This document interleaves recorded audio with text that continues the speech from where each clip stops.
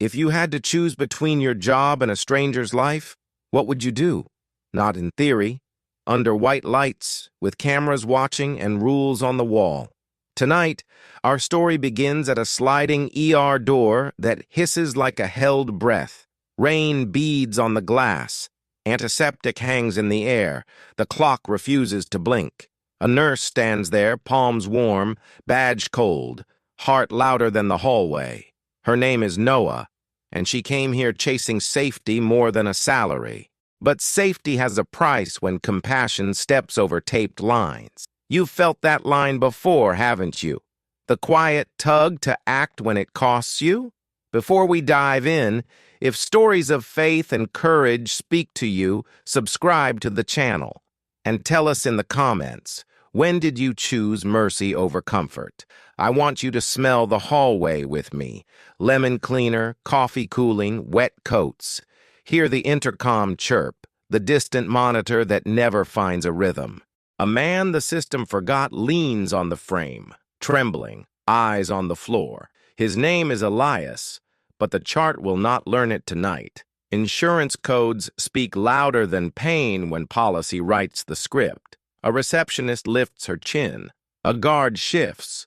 The door slides without opening. Noah's training says wait. Her spirit says move. Her fear says don't be foolish. Isn't that the chorus in all of us when compassion asks for a signature? There's a verse that won't stop echoing in her mind as rain taps the curb. Whatever you did for one of the least of these brothers and sisters of mine, you did for me. Matthew 25:40. We won't glamorize this. Miracles rarely wear neon. They come disguised as disposable gloves that tear at the fingertips, as gauze bought with tips, as prayer whispered while elevators ding. Tonight, grace won't shout. It will kneel. It will count breaths, check pulses, ask names no one asked all day. It will risk a write-up, maybe worse because love doesn't clock out. If you've ever felt tiny in front of a giant rule book, stay close. This is not about heroes. It's about human hands refusing to be numb, about a city that's forgotten its own, and about God showing up in the quiet places we overlook. Our tone tonight is simple, a conversation between your conscience and mine. We'll walk in slow shots, rain on asphalt, steam rising from street grates. We'll listen to shoes squeak to the hush after the triage nurse says, "Not you." We'll let silence speak where sermons would be too loud. We'll measure courage by inches, a step outside, a nod, a yes whispered. We'll keep the camera honest, no slow-motion tears, only real ones, because the sacred is not distant, it's fluorescent and imperfect, and faith here is not a speech, it's a sleeve rolled past the wrist. If you're ready, breathe in, count to 3, hold the frame. The door opens, the rain tilts. Noah looks back once. Maybe you're watching from a night shift or a small apartment between bills. Maybe you've been told to stay quiet to keep what little you have. This story is for you, the careful, the tired, the almost cynical. It's for the ones who pray with eyes open in rooms that don't allow prayer, for those who carry 2 names, 2 languages, 2 worlds on one spine. Noah knows that ache. It hums in her like a flattened note. Elias knows another ache, being seen yet unseen, counted yet uncounted. Between them stands a policy written in ink and a God written on hearts. Tonight, ink will meet breath, and breath, I believe, will win. You'll notice our pace, push and pull, tension and release. When the city presses in, we'll widen the frame to find the face. When fear grips, we'll anchor to texture, fabric, rain, the sting of sanitizer. When hope flickers, we'll shade the lights down so you can see it. We'll honor the people who live this every day without credits. We'll avoid easy villains. Systems fail because people forget people. We'll ask hard questions and leave some unanswered. Because faith that never wrestles isn't faith, it's furniture. Stay with me through the discomfort. It's where change is born. And change here will not be a slogan, it will be a hand held. One small ask before we roll. If you've faced a crossroads like this, share it. Your story might be the lantern someone else needs on a dark shift. Drop where you're watching from. It helps this message find the weary. And if this kind of work matters to you, hit subscribe so you don't miss the journey. But more than clicks, I'm asking for attention, the rare currency of our age. Give this story your stillness.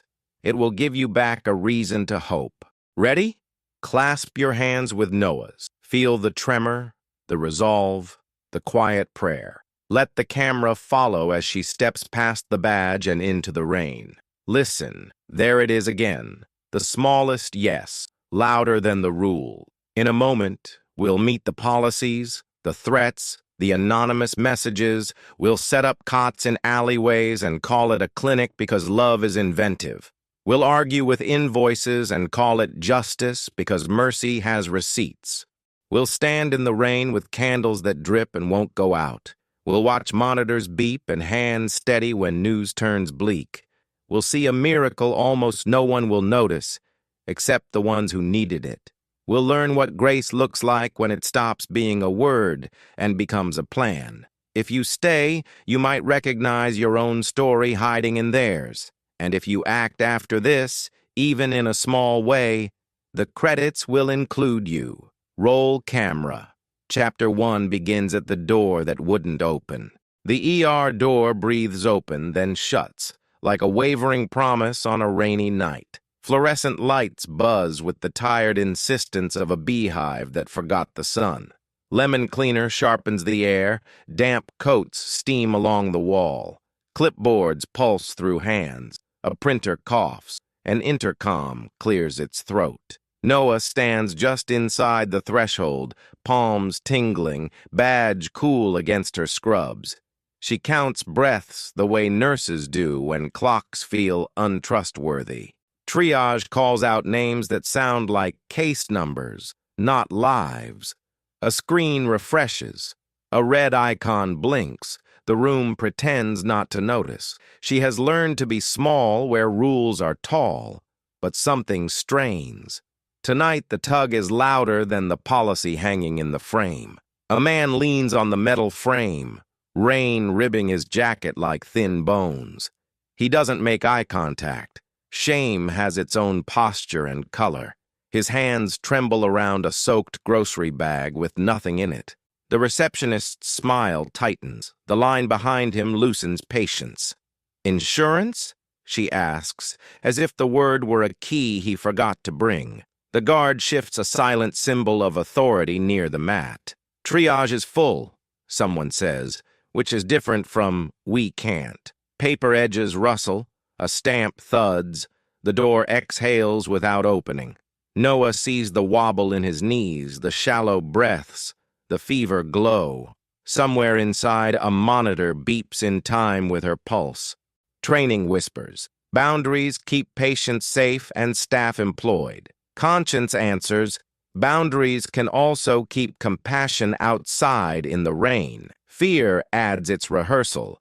Immigration, scrutiny, paperwork wielded like knives.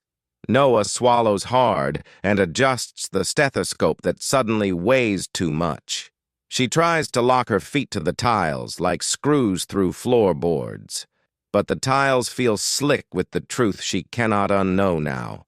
The man isn't drama. He's infection, dehydration, and a heart trying. She steps toward the desk, voice soft, almost private, almost safe. "Let me at least check vitals," she says, offering a compromise to pride. Her manager rounds the corner, eyebrow raised like a warning sign.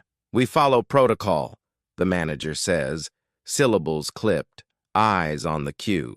Noah nods, then lowers her gaze to hide the spark under discipline. She slides to the supply closet like a shadow that knows the map. The door clicks. Inside, the smell of cardboard and latex feels like courage. Gauze, alcohol wipes, small tape, a cheap thermometer, 2 pairs of gloves. She palms a travel-size sanitizer the way some people hold lucky coins. In the hall again, she keeps everything linted by the apron of silence. The man coughs hard, pain carving his chest into brief mountains. She kneels beside the mat as if tying her shoe, seconds borrowed. A guard clears his throat. The room stretches thin as a string. "Sir, can I look at your hand?" she asks, voice like a slow door. He offers it, palm cracked, knuckles red with lines that climb. Heat rises from skin. Swelling pushes against creased, dirt-cleaned bandages. Lymph streaks reach toward the elbow, a red road nobody wants to travel. Noah's eyes flicker to the camera in the corner like a held breath. She lowers her body to block the sight line, a small shelter. The manager calls her name once, then again, each time sharper. Noah answers, "One moment." Words balance between courage and insubordination. She whispers, "What's your name?" The most expensive question in the room. "Elias," he says, barely louder than the printer's next reluctant cough. "Elias, can you squeeze my fingers?" she asks. He can, but weakly. "Any allergies?"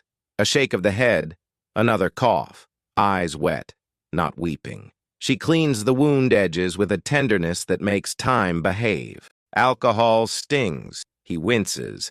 She apologizes with her eyes, not her voice. The receptionist pretends to sort forms that need no sorting at all.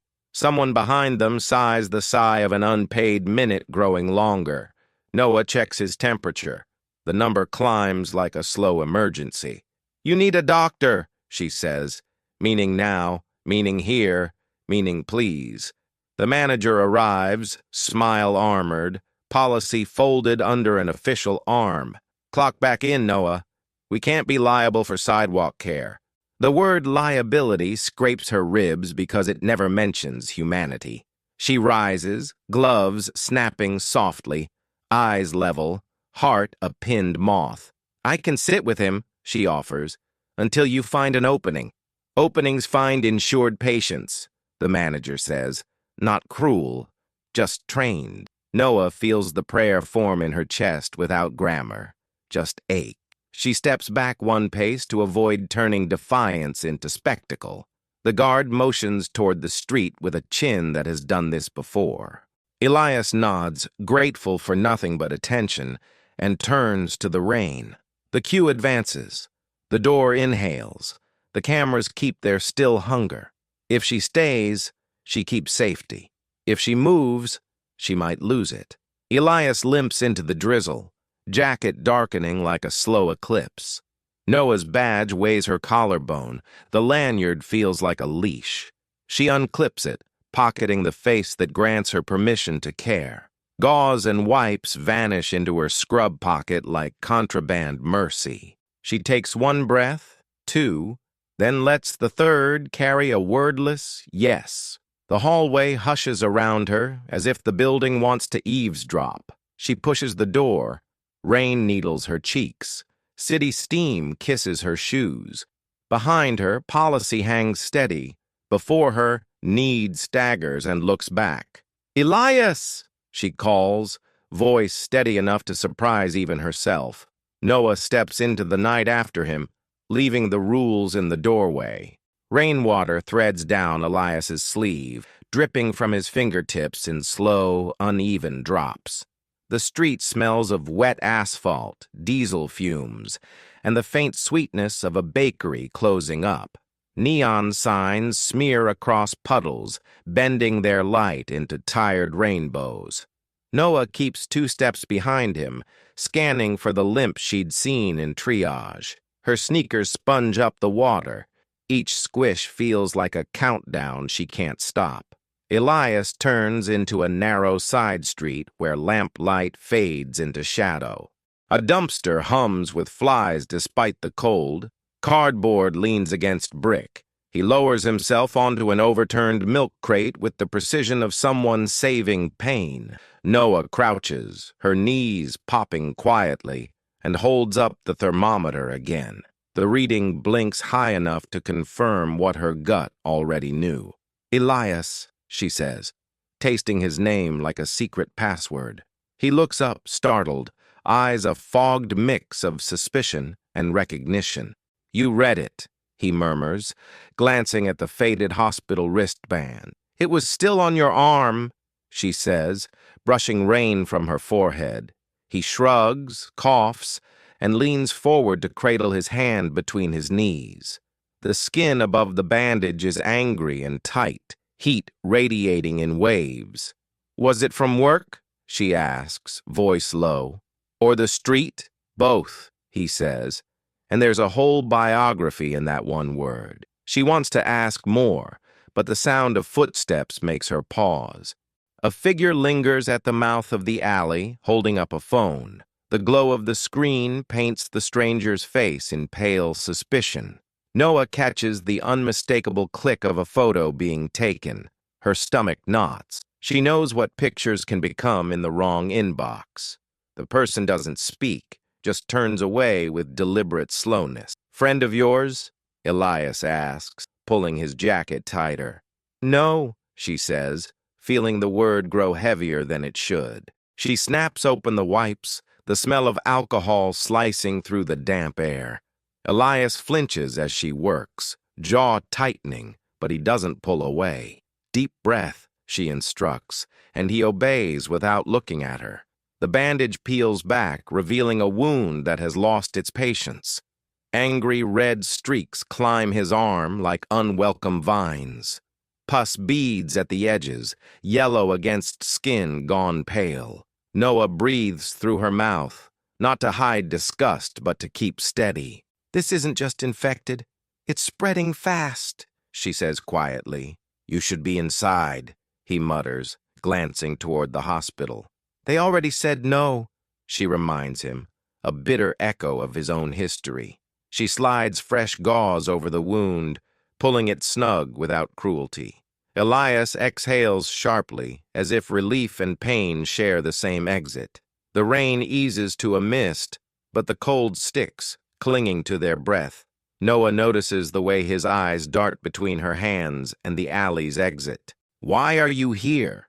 He asks, not as a challenge, but a genuine puzzle. Because no one else is, she replies, the words quicker than she planned. Elias studies her face as if checking for hidden motives. I've seen helpers before, he says. They come once, then vanish. I'm not here to vanish, she answers, surprising herself again. Her phone buzzes, a message from an unknown number. Stop. You don't understand who you're dealing with. The text blurs in the dim light, but the threat in it is clear. She locks the screen and slips the phone into her pocket without comment. Instead, she pulls a small bottle of painkillers from her bag. Take one now with water if you can find it, she says, pressing it into his palm. He nods but doesn't swallow it right away, turning the tablet between his fingers. This little thing costs more than a meal in some places, he says. That's the problem, she replies, meeting his gaze. They sit in silence for a beat, rain dripping from the fire escape above. Somewhere deeper in the alley, a cat yowls and knocks over a bottle. The sound breaks the stillness, just enough for Elias to pocket the pill. Noah senses the conversation could fold into nothing if she lets it. You have somewhere dry to sleep? She asks. Sometimes, he says, standing slowly, as if bracing for more questions. Then let me walk with you, she offers, already knowing she will. They step back into the main road, where the city pretends to be safe. Headlights sweep over them, briefly erasing the shadows on Elias's face. Noah's mind is split, half on the infection, half on the message in her pocket. She doesn't know who sent it or what it really means, only that it's not random. Elias coughs again, more ragged now, and she shortens her stride to match his. Neon fades to dull street lamps. Traffic thins. The sidewalks widen. Why bother? He asks suddenly, his voice cracking like old wood. Because I believe you matter, she says, and leaves it there. A bus hisses to a stop across the street, but neither moves toward it. Somewhere behind them, the echo of those retreating footsteps lingers. By morning, the rain has washed the streets into a dull gray film. Noah's shoes squelch softly as she steps through the staff entrance, hood down. Coffee smell wafts from the break room, bitter and overbrewed. Her badge beeps at the scanner, but the sound feels colder than usual. The reception desk hums with low chatter that stops when she passes. A clipboard waits on her station, topped by a printed email marked urgent. It's from administration. Language stiff, sentences lined up like marching soldiers. Photos have been circulating regarding unapproved patient contact outside hospital grounds. Her chest tightens, the image of that figure in the alley snapping into focus. She folds the paper, but the words cling to her skin like static. The manager's voice cuts through the hum. Noah, my office, now. Inside, blinds slice the light into narrow, unforgiving strips. The air smells faintly of disinfectant and the floral air freshener from last week. Her manager sits, hands clasped, expression wearing both concern and authority. This isn't about one person's wound, he begins. It's about the rules that keep us standing. He slides a thin folder toward her. Inside are printed screenshots of her kneeling in the alley. The frame catches her mid-reach, gloved hands cupping Elias's wrist. They're saying you're providing care off the clock, without documentation. Noah's jaw tightens. Because he wasn't allowed documentation. The words land heavy in the air, between duty and defiance. The manager exhales through his nose, fingers drumming once, twice. Noah, you know I'm not your enemy here, but you're giving the board reasons. She feels the heat rising in her face. Not anger, but the ache of unfairness. Reasons to what? Fire me for cleaning a wound? To question whether you belong here at all, he says carefully. The unspoken hangs there, her undocumented status, the knife edge of it. He leans back, eyes darting to the blinds as if they might be listening. You need to step lightly, or they'll use this to dig deeper. Her hands curl into fists inside her pockets, nails biting crescents into her palms. I'm not stepping over someone bleeding just to keep my name off a list. After the meeting, the hallway feels narrower, air thicker.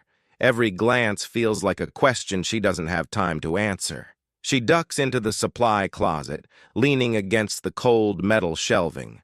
The scent of latex gloves mixes with the faint musk of cardboard boxes. Her phone vibrates. Another message from the unknown number. This is bigger than you. Walk away while you still can. The words are precise, almost polite, but they hum with threat. She types a reply, deletes it, types again, then locks the screen. Instead, she pulls out a small notebook, flipping past grocery lists and prayers. She writes, "He matters. I matter. God sees both." Later in the break room, a colleague sits across from her, stirring tea.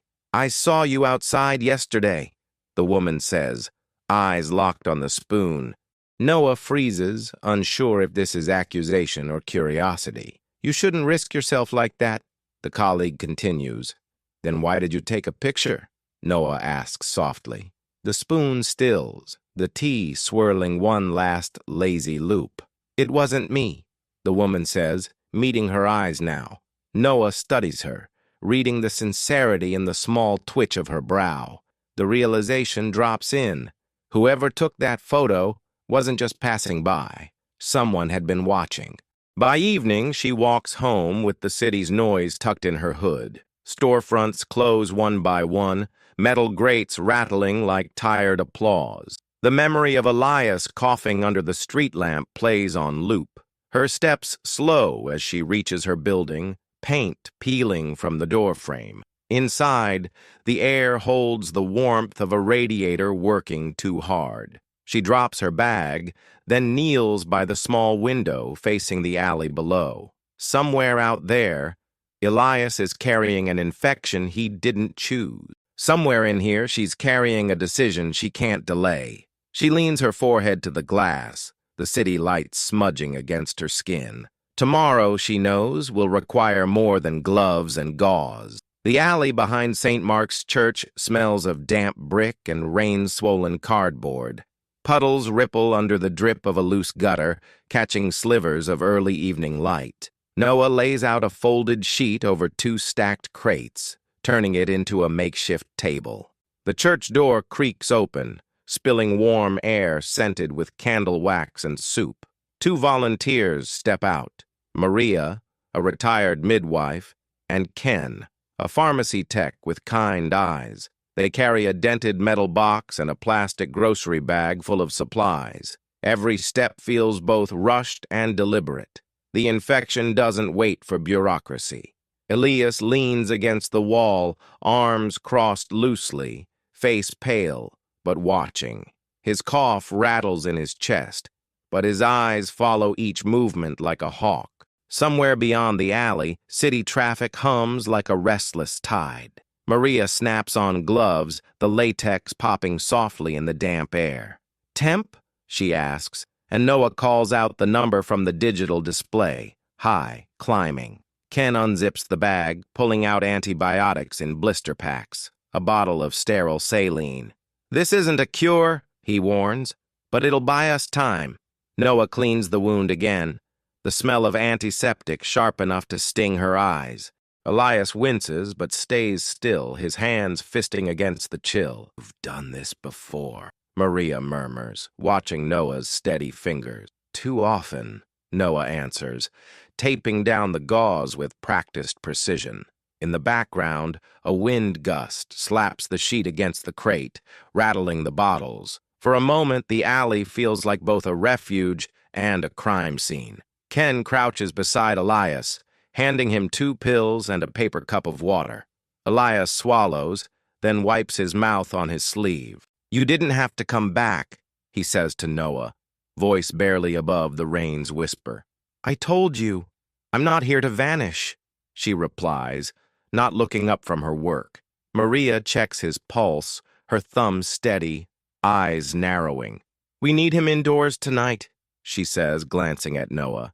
"That's going to be a problem," Elias mutters. The church basement is full. Too many sleeping bags. Not enough space. Ken offers a spare blanket, the wool scratchy but warm.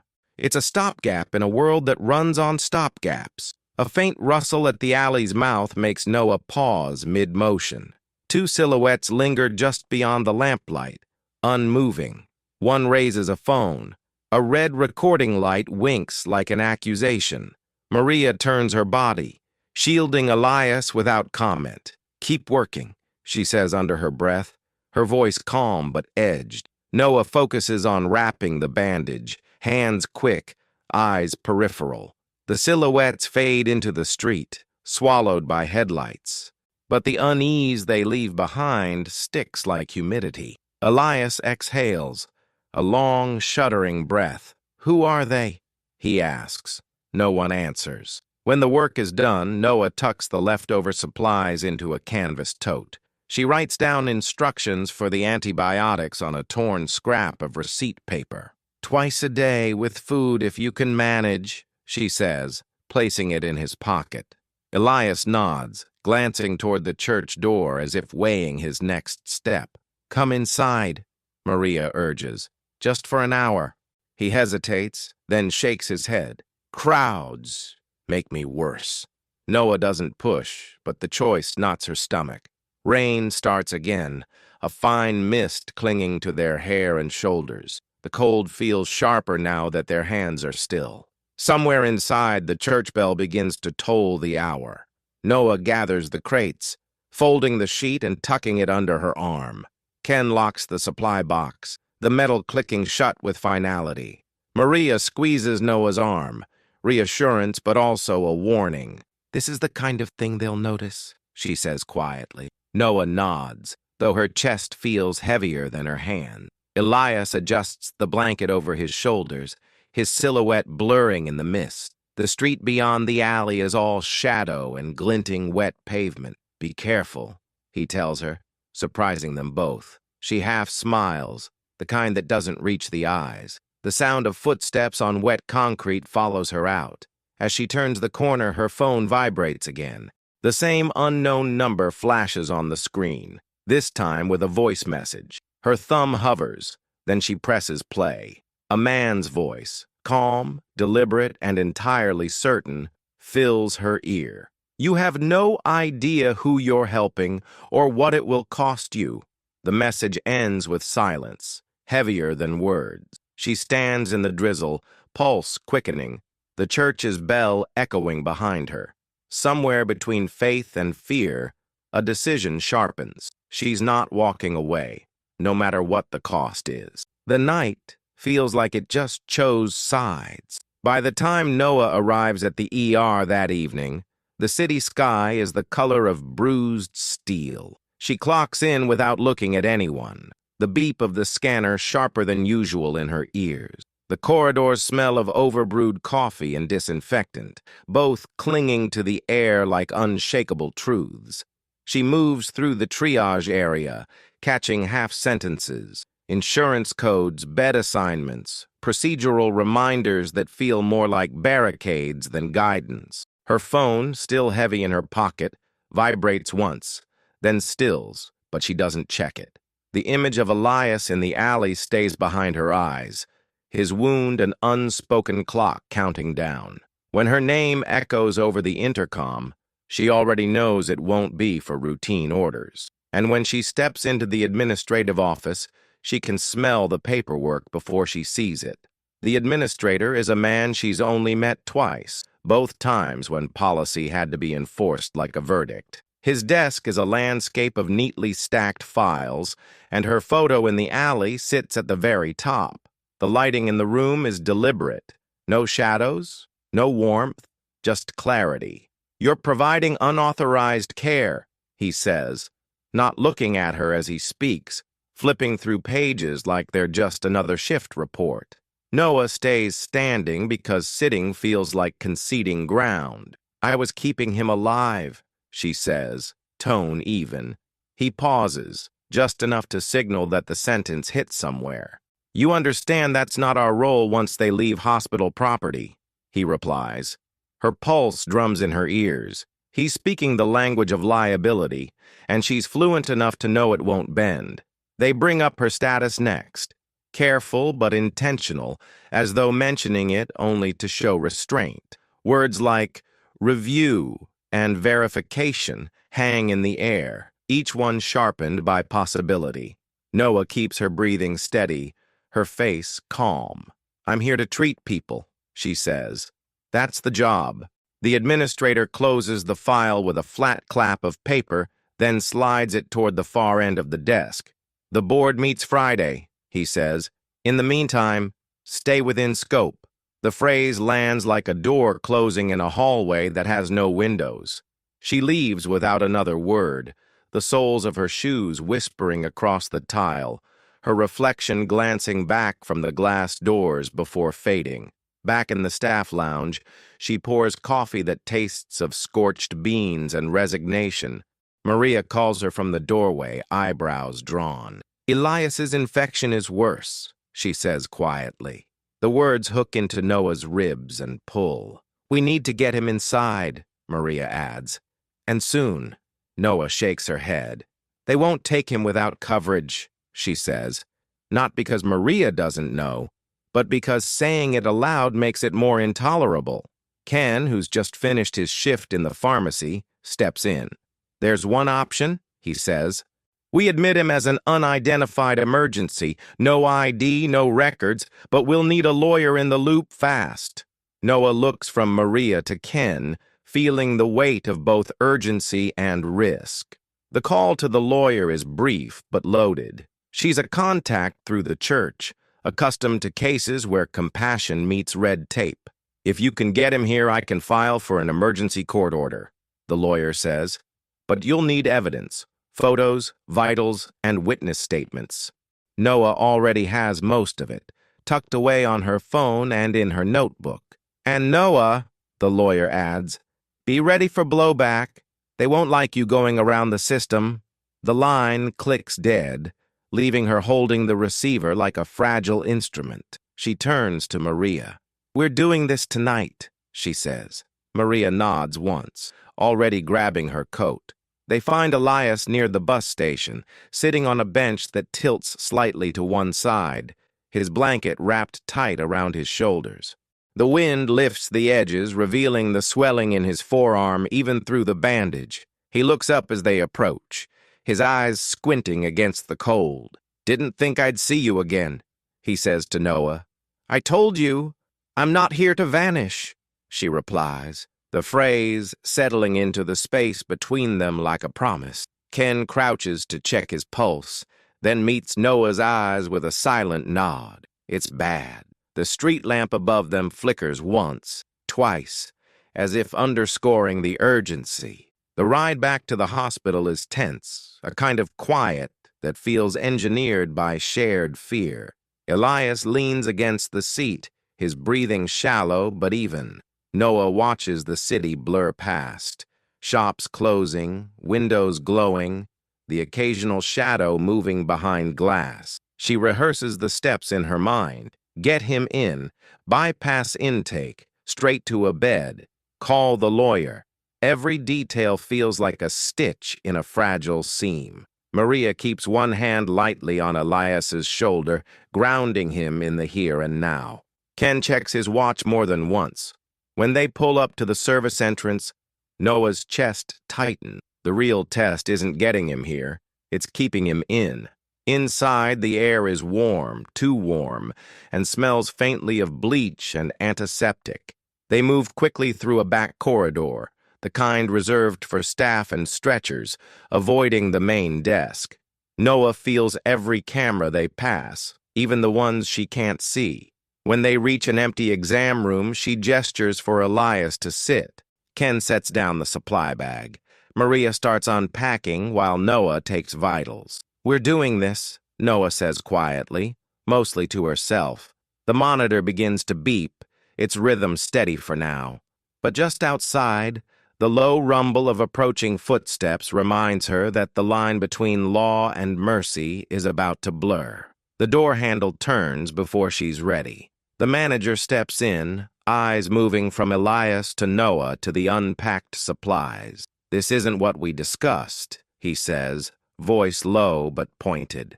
Noah straightens, her body a bridge between Elias and authority. "It's what's needed," she answers. The manager's gaze hardens, but before he can speak again, the lawyer appears in the doorway, coat still damp from the rain. She holds up a document with the court seal. "You have an order for emergency admission," she says. The room exhales all at once, the beeping of the monitor suddenly louder in the silence. The cost of this choice isn't fully clear yet, but tonight, Elias is inside. The first candle sputters under a drizzle that feels more like breath than weather. Noah cups the flame with her hand, the wax warming her palm through the paper guard. Around her, umbrellas bloom like midnight flowers along the hospital sidewalk. Maria passes out tea in foam cups. Ken tapes a hand-lettered sign to a cone.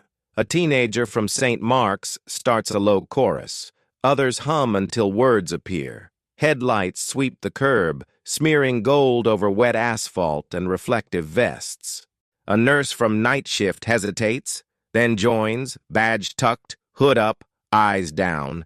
Someone prays softly in Portuguese. Another answers in halting English, "Amen."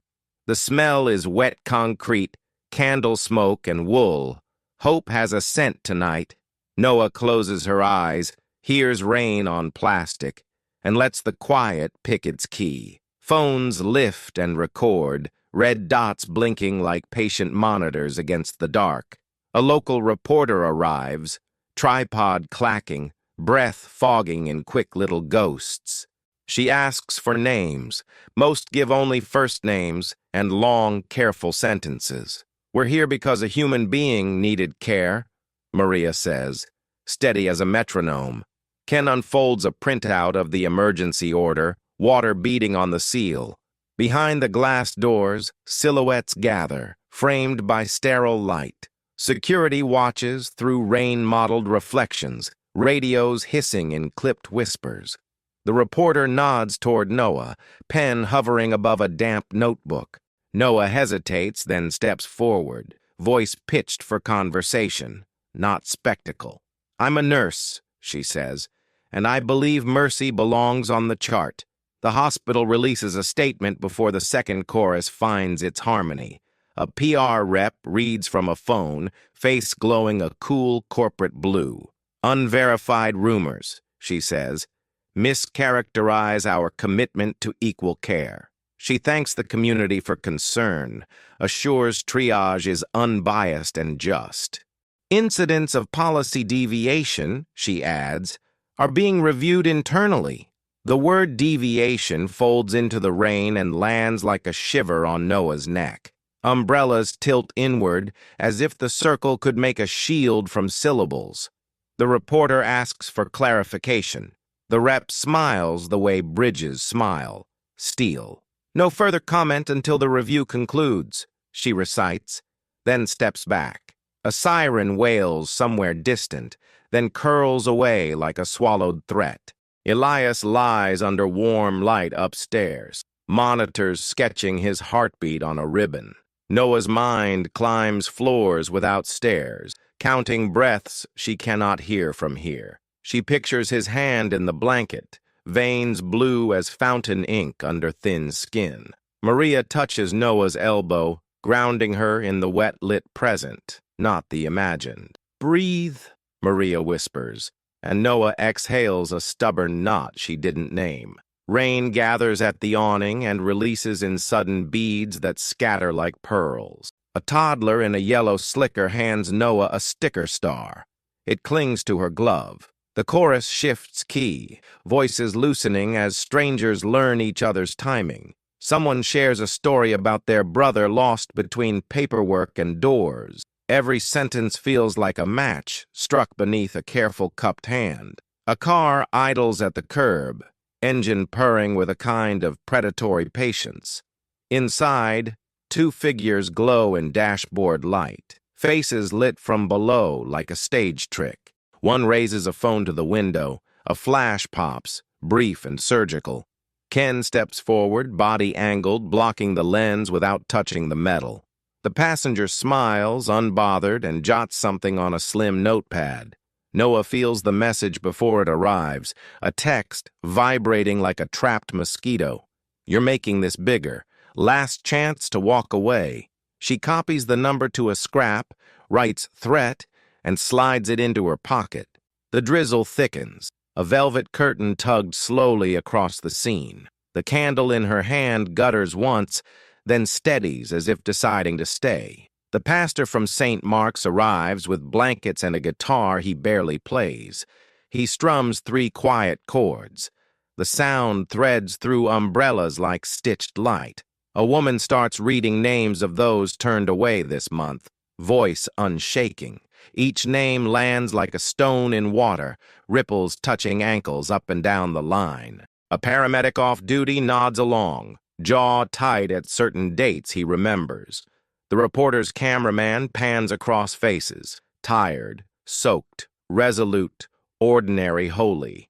A volunteer passes granola bars. Rappers crinkle like small applause between verses. Noah studies the hospital facade, a chessboard of windows and calculated light. Somewhere behind one pane, she imagines Elias dreaming of dry air and quiet. He isn't a headline, she whispers. Maria answers, no, he's a neighbor.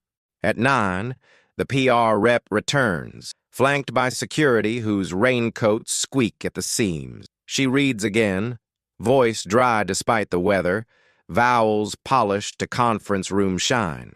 The hospital does not condone sidewalk care that could endanger public safety. She pauses, scanning the crowd as though shopping for a reaction to purchase. We have initiated an internal investigation into staff conduct, effective immediately.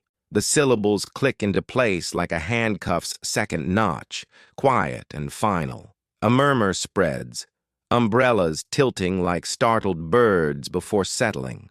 Noah feels the words touch her badge through her coat, a press colder than rain. The reporter angles the mic toward her, red light blinking in patient time. Noah clears her throat, finds the small, brave register where honesty lives.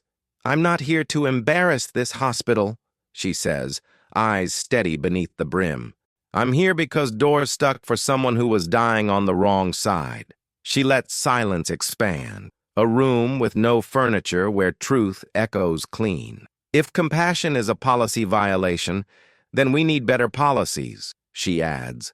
A few umbrellas dip. Someone exhales like a prayer signing its name. Upstairs, a light clicks off in one window, on in another. Unrelated, yet loud. The guitar finds the chorus again. The toddler in yellow claps offbeat, delighted. Noah's phone pulses one more time. A new message blooms, then freezes her blood. Investigation escalated. Expect contact from immigration by morning. The candle doesn't flicker, but Noah does, just enough to feel the cliff give way. The emergency order lands like a small stamp with a thunderclap behind it. Paper meets policy, and for once, policy blinks first under the fluorescent glare. Noah guides Elias into a curtained bay, the vinyl chair sighing as he sinks. Monitors kindled to life, drawing his pulse in skittering graphite across the screen. Maria tucks the blanket tight. Ken logs vitals with the speed of muscle memory.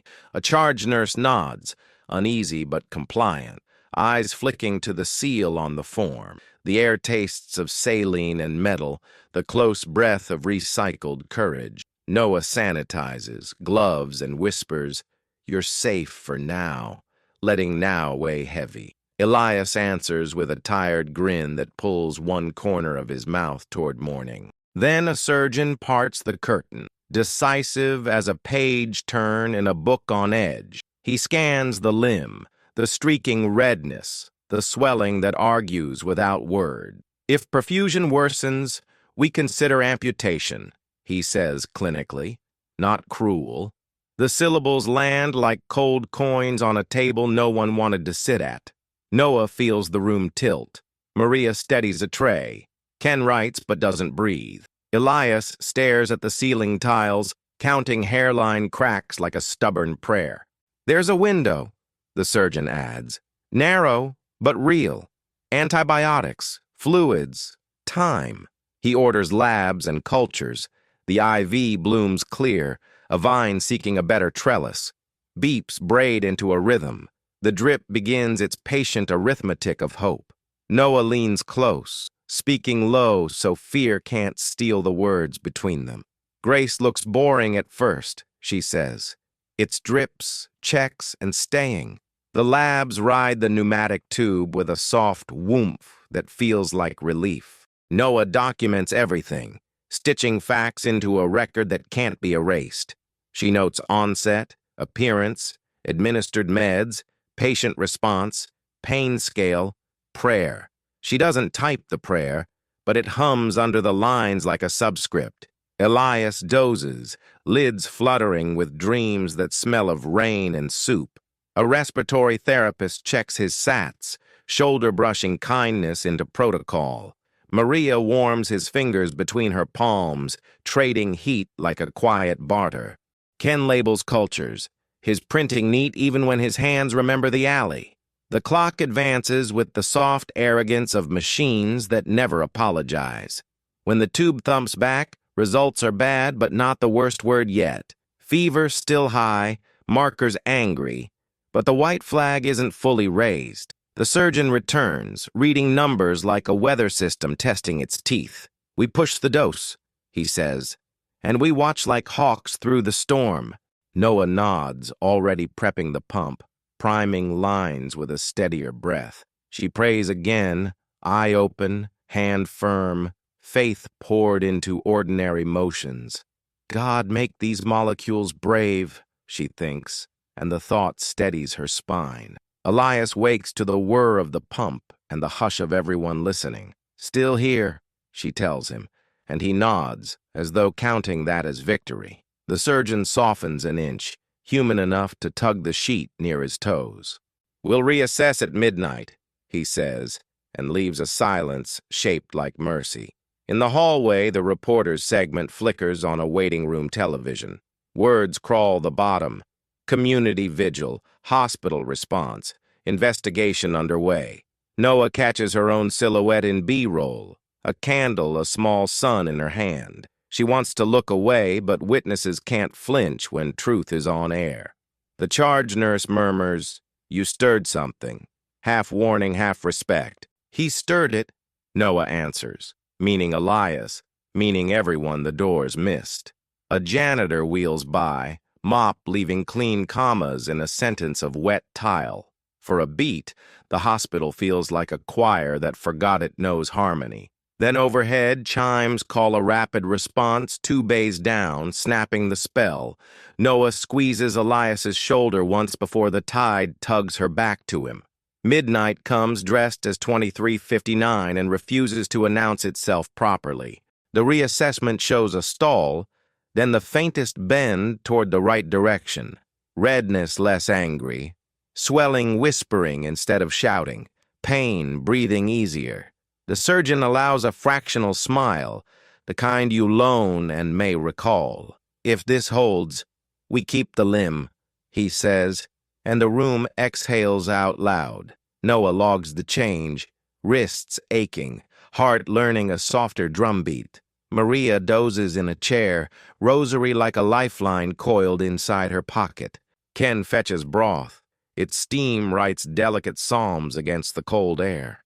Elias sips, eyes damp, not from pain alone, but from being handed a spoon. "Miracle?" he asks. "Maybe," Noah says, "or a miracle hiding in medicine." The text from the unknown number arrives like a thorn wrapped in ribbon. "Pause the heroics. Immigration at 8 a.m. You won't be on shift by 9. Noah reads it twice, then a third time, letting the threat show its seams. Fear knocks, formal and punctual. She doesn't open, but she hears every tap. She screenshots, forwards to the lawyer, and writes the incident into her notes. "Document the shadows," the lawyer replies. "Light makes bullies trip." Noah returns to the bedside, where beep and drip continue their long duet. She takes Elias's hand, careful not to shame him with tenderness he did not request. "If they move me," she says, "others will still stand here. Love has backups." Elias laughs once, raw, surprised, like a window finding its hinge again. Near dawn, the city rinses its streets in a gray that forgives almost nothing. The monitors hold their line. The numbers choose the sober optimism of survival. Noah steps into the corridor and watches night shift hand the baton to day. Footsteps multiply, carts rattle. The hospital remembers its choreography of need. She closes her eyes and thanks God for the inches. No trumpets, just inches. Then a heavy tread approaches, official and unhurried, the tempo of consequence. 2 men in windbreakers stand at the threshold, badges catching the newborn light. "Noah," the manager says behind them, voice careful. "They're here to speak with you." She squares her shoulders, squeezes the sticker star still clinging to her glove. "I'm with a patient," she answers, and the curtain parts as the chapter ends. The morning feels overexposed, as if the sun arrived early to watch everything closely. Noah stands at Elias's bedside, chart in hand, pretending her pulse isn't rushing ahead. The 2 men from immigration wait by the door, posture heavy with procedure. One checks a clipboard, the other scans the room as if memorizing exits. Maria hovers near the curtain, rosary threads peeking between her fingers. Ken stacks empty saline bags into a bin, his movements quieter than normal. The surgeon arrives without warning, scrubs still wrinkled from the night's labor. "She's with me," he says, crisp enough to make the agents pause. He flips through Elias's chart, tapping the court seal on the first page. "For medical continuity, she stays until discharge," he adds, not looking up. The agents exchange a glance, the silent kind full of unsaid clauses. One scribbles a note, the other nods without agreement. "We'll return," the clipboard says aloud, even if lips don't move. They step back into the hallway, footsteps fading but leaving air heavier. Maria exhales like a balloon loosening just enough to float again. Ken leans on the counter, rubbing the bridge of his nose. "That was too close," he says, voice pitched low.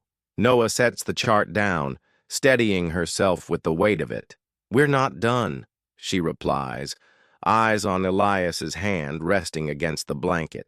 The hand is warm now, skin less drawn, a pulse that speaks in full sentences. The shift slides forward in a rhythm that almost feels ordinary. Elias drinks water without grimacing. He even asks for more broth. Noah notices the lines of tension easing from his forehead. The redness around the wound has stopped its march, retreating by millimeters. It's not cinematic, the kind of change no camera would bother catching. But Noah sees it for what it is, an invisible miracle, stitched in silence. Maria calls it a blessing. Ken calls it medicine doing its job. Elias just shrugs, a man not accustomed to good news arriving quietly. Outside, rain streaks the window in thin, diagonal lines. Each drop seems to mark time in the smallest, most stubborn increments. A news crew sets up in the lobby, bright lights spilling across the tile. They want a comment from hospital leadership, but the PR rep is unavailable. Instead, they capture B-roll of volunteers arriving with food and blankets. A sign taped to a coffee urn reads, "For anyone waiting." Noah catches the footage later on a hallway TV, faces she knows in slow pan. Her own profile appears for a moment, candlelight from last night superimposed. The voiceover speaks of community resilience and questions for policymakers. It never mentions the court order or the threats or the names still on lists. But it does show Elias's hand reaching for a cup, the blanket slipping down. A blink-and-miss-it moment that somehow feels like the truest part. By mid-afternoon, the lawyer arrives, hair damp from the walk over. She hands Noah a manila envelope thick with photocopies. "Document everything," she says, "even the parts that feel too small to matter." Noah tucks it under her arm, the paper weight anchoring her resolve. Maria catches her in the break room and slides over a plate of bread and cheese. "Eat," she insists, the tone more command than care. Ken joins them, still in his pharmacy vest, and lays out a folded newspaper. The headline is about the vigil, but the photo shows a row of umbrellas. Somewhere in that blur, Noah knows, is the night they refuse to disappear. They eat quickly, in the unspoken truce that busy shifts demand. Elias asks to sit up in bed just before evening meds. Noah adjusts the pillows, careful not to strain the IV. He watches the window as street lamps click on one by one. "Funny," he says. "I almost didn't make it to that bench the night you found me." The words are simple, but they hang between them like a taut string. "You did," Noah replies, smoothing the blanket over his lap. "And now you're here," she adds, letting the here carry more than location. Elias nods once, eyes still on the light beyond the glass. The monitor keeps its steady tempo, like a metronome for recovery. In that quiet, she feels gratitude settle in her chest without fanfare. The text comes late, almost forgotten in her pocket. "You won today, but nothing invisible stays invisible forever." Noah stares at it until the screen dims, as if the words might rearrange. She shows it to the lawyer, who frowns but doesn't look surprised. "They want you to blink," she says. "Don't." The advice is simple but feels like lifting a stone with bare hands. Noah slips the phone away, draws a slow breath, and returns to the bay. Elias is asleep now, mouth slightly open, hand curled near his chest. She checks the IV, straightens the sheet, and adjusts the monitor lead. And as the hallway light spills in, she decides, miracles deserve guarding. The week begins with a stillness that feels earned, not accidental. Elias's wound is cleaner now, edges knitting in quiet, determined line. Noah reviews the chart, noting progress in careful, neutral language. She knows each entry is both a medical record and a shield. Outside his curtain, the hospital hums in its usual choreography. Beds roll past, conversations rise and fall, Monitors sing their mechanical lullabies. Maria peeks in with a smile that almost reaches her tired eyes. "Pastor wants to see you when you can," she says, adjusting the blanket. Ken follows, holding a clipboard with fresh pharmacy logs. Even in the routine, Noah feels the pulse of something shifting. Down in the lobby, the pastor from St. Mark's waits near the coffee kiosk. His coat drips from the morning rain, shoes planted like a man with a mission. "We've got a proposal," he says, sliding a folder toward her. Inside are plans for a mobile care unit, clinics on wheels for street outreach. Photos of retrofitted vans, supply inventories, and route maps spill across the page. "This came from last week's vigil," he adds. "People want to help." Noah runs a hand over the paper, tracing the neat bullet points. It's the same vision she's carried silently for months, now in print. Her throat tightens, not with doubt, but with recognition. "Open hands," the pastor says. "Open doors follow." By noon, the hospital board issues a memo, cautious in tone but unprecedented. It acknowledges recent community engagement and the need for policy review. Noah reads between the lines, the system blinking under public light. Ken prints a copy for Elias, who chuckles softly at the bureaucratic phrasing. "Sounds like they just discovered empathy," he says, sipping water. Maria rolls her eyes but keeps her focus on the next dressing change. Every step now feels like planting something in soil that might just take. But the air still carries the sharp scent of waiting storm. The lawyer stops by, warning, "Good news doesn't cancel old threats."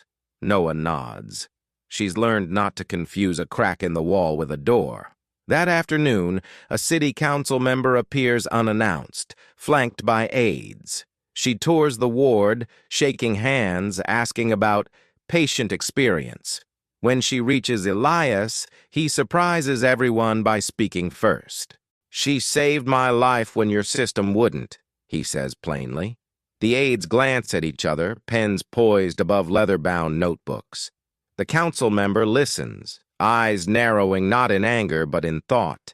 She asks for more details, which Elias provides without theatrics. By the time she moves on, a seed has been planted in a place that matters. Noah exhales slowly, the weight of his words settling into her bones. Truth spoken aloud always changes the room, even if the change is quiet.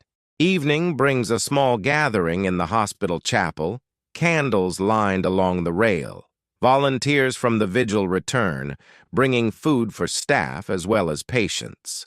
The smell of fresh bread and herbs replaces the usual antiseptic tang. Someone plays a soft hymn on the piano, notes folding into the air like prayers. Maria lights a candle for everyone still outside tonight.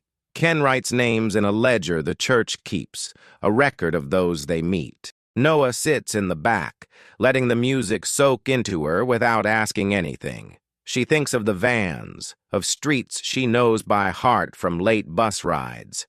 For the first time in days, she feels the shape of hope without holding it too tight. The flame nearest her flickers once, then steadies as if agreeing. Near shift change, the manager approaches with an envelope. His expression is unreadable, the kind crafted for HR hallways. Inside is a temporary extension of her work authorization. 60 days. "It's not permanent," he says quickly, "but it buys time." Noah studies the paper, its government seal catching the overhead light. The relief is sharp, almost painful in how sudden it arrives. She thanks him, the words clipped but sincere. In the hall, Maria hugs her hard enough to make the paper crinkle.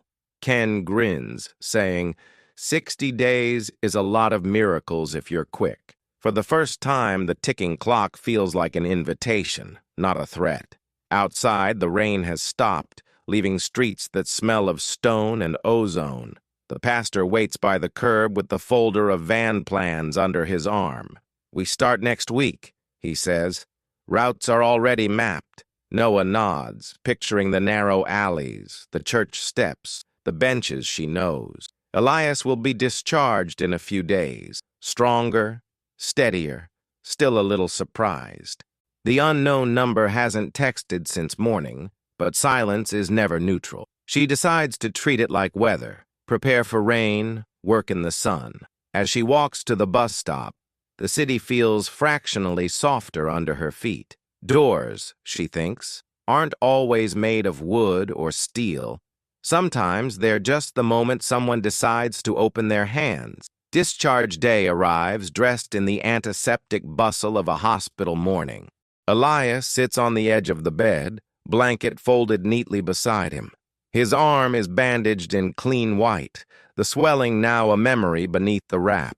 Noah reviews his instructions slowly, making sure each detail is anchored. Twice a day, antibiotics. Keep the wound dry. Return for follow-up in a week. Maria slips a warm beanie over his head, the wool smelling faintly of lavender. Ken tucks extra supplies into a tote bag, the rustle of plastic loud in the quiet. Elias looks from one face to the next, his mouth working before words come. "You didn't have to," he says, voice low but full. Noah meets his gaze. "We did."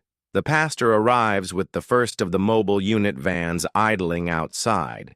Its white sides are still bare, save for the church's small emblem near the door. Inside, shelves are lined with medical kits, blankets, water bottles, and prayer cards. Elias steps up carefully, testing the rail before settling into one of the seats. "This'll be our first patient and our first volunteer," the pastor announces. Noah smiles at the symmetry. He came in sick, leaves in service. Maria checks the stock list. Ken locks the cabinets. The morning air is crisp, carrying the hum of the idling engine into the ward. Staff stop to watch, curiosity softening the edges of tired expressions. In the reflection of the van's windows, Noah catches her own eyes and sees resolve. Before the van pulls away, a city council aide appears with a sealed envelope. It's addressed to Noah in precise, formal handwriting. Inside, a letter from the council member she met days ago. The city will fund a pilot program for the mobile unit.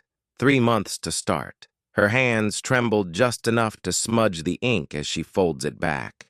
"This isn't just about one life," the letter reads. "It's about the many you'll touch." Noah slips it into her bag like a talisman, something to carry into uncertain days. Maria catches her eye from the van, nodding toward the open seat. "Come see the first stop," she calls, already knowing Noah will follow. Ken tosses her a spare jacket, and the door slides shut behind her.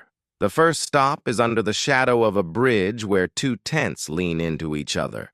Wind cuts through the space, carrying the smell of damp fabric and traffic exhaust. Elias is the one who calls out first, introducing himself with an easy grin. The couple inside the nearest tent steps out, eyes cautious but curious. Noah kneels to check a swollen ankle. Maria pours steaming tea into paper cups. Ken restocks a plastic bin with socks and bandages from the van. It's not dramatic, just hands moving, voices gentle, needs met without ceremony. The bridge groans as trucks pass overhead, a low percussion to their work. When they leave, the couple waves, their tent door flapping once like a thank you. In the van, Elias leans back, the smile still on his face. By late afternoon, the van is nearly empty of supplies but full of new names. Noah writes them down, each one like a bead on a string she means to keep. Maria hums a hymn under her breath. Ken drives with the window cracked. Elias watches the streets roll past, pointing out corners where people gather. "This is where I used to sit," he says quietly, not to anyone in particular. Noah glances at him, recognizing the weight of the admission. "Not anymore," she replies, and the truth in it makes her chest ache. They pass the hospital on the way back, its windows catching the sunset. For a moment, the building looks less like a wall and more like a mirror. In it, Noah sees not just herself, but everyone who stood with her. Back at St. Mark's, volunteers unload what's left and reload what's needed. The pastor thanks each person by name, his voice carrying over the sound of boxes. A child from the congregation runs up to Noah with a sticker star. It's nearly identical to the one from the vigil, edges curling just slightly. She presses it to her jacket, the small, bright shape catching the last of the light. Ken hands her a clipboard with tomorrow's route already mapped. Maria loops her arm through Noah's and starts toward the church doors. Elias lingers by the van, looking at it like a promise made solid. Somewhere behind them, the bell tolls, warm and unhurried. Noah thinks about how mercy multiplies when it refuses to stay put. That night, the text comes again, but it's different this time. We'll be watching. Make it worth it. Noah stares at it for a long moment, then sets the phone down. She steps to the window, looking out at the quiet street below. The city hums in the distance, steady and alive. She breathes in, steady and alive too, and whispers a prayer for both. In the stillness, she remembers the verse from the start, Matthew 25:40. The weight of it feels lighter now, not because it matters less, but because it's shared. Her work, she knows, will never be finished, and she's at peace with that. Weeks later, the mobile unit hums down streets where Noah once walked as a stranger. The van smells faintly of antiseptic, brewed coffee, and the paper of supply boxes. Elias rides in the back, sorting donated scarves into neat, hopeful stacks. Maria updates the ledger, her handwriting looping like careful stitches. Ken checks inventory, whistling under his breath, a quiet metronome for the road. They move like a practiced crew now, each step unspoken but understood. Every stop is different, sometimes a hot meal, sometimes a blood pressure check, sometimes just a name remembered. Each is a door, opened by hands that refuse to close. Noah watches the city through the passenger window, the skyline steady against the late afternoon light. Her reflection in the glass wears the same look from the first night. Only now, it's braver. The threats never fully vanish. The unknown number still sends its occasional shadow. But the shadows no longer dictate the shape of her days. The hospital has quietly expanded its emergency admission criteria, small print with big impact. The council extended funding for the van through the end of the year, with talk of more. The faces they meet are never the same, but the stories rhyme in their ache and resilience. Noah has learned that change rarely arrives with a brass band. It shows up in inches, in persistence. And she knows Grace often wears work clothes and carries a clipboard. Some nights she walks past the hospital entrance, the automatic doors sighing as if in greeting. Inside she sees staff she once feared losing, now nodding in recognition. The space between them has been narrowed by shared ground. One evening, Elias asks if she ever regrets stepping outside that first night. She smiles without hesitation. Every good thing in my life right now came from that step. Maria laughs softly, adding, God's math doesn't always fit human logic. Ken nods from the driver's seat, but it always adds up where it counts. They park beneath a bridge, the familiar hum of traffic above like an old hymn. A woman waves them over, pointing to a man sitting with his head in his hand. Noah kneels beside him, gloves snapping, voice steady. It feels like the alley again, only now there's a van behind her and a team at her side. The man lifts his gaze, tired, wary, and she meets it with her name first. Because names, she's learned, are the first stitches in any kind of healing. That night, back at St. Mark's, the pastor leaves a verse tucked into the van's visor. It's worn at the edges, written in his looping, careful hand. Let us not become weary in doing good, for at the proper time we will reap a harvest if we do not give up.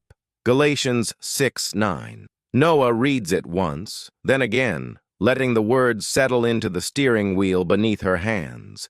She thinks of the bench, the alley, the vigil, the van. She thinks of the invisible miracles that never make headlines. The night air is cool and still when she steps outside, looking up at the cross above the church.